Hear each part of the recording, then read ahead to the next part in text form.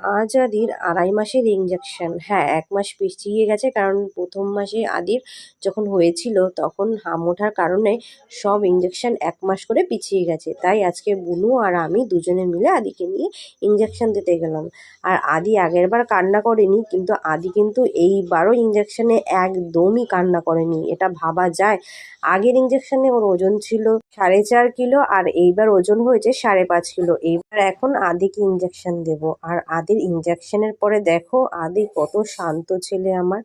বোঝাই যাচ্ছে না যে ওকে ইঞ্জেকশন দিয়েছে। আর আমরা এখন সোজা বাড়ি চলে যাব। আর দেখো আদি কিন্তু একটুও কান্না করেনি। দেখো আদি আবার খেলু খেলুও করছে। আর আদির ইঞ্জেকশনের দেখো দাগ হয়ে গেছে এখানটায়। তাই ওকে যেই ওষুধটা দিয়েছে জ্বরের, আর আমি একটা জেল কিনে রেখেছিলাম চারপাশে দিলে ঠান্ডা হয়ে যায়, সেটা আদিকে মাখিয়ে দিলাম। আজকে আমার মিনি ব্লগটা এখানে শেষ করছি। আর এটার বড় ভিডিও তোমরা আমার চ্যানেলে পেয়ে যাবে। বাই।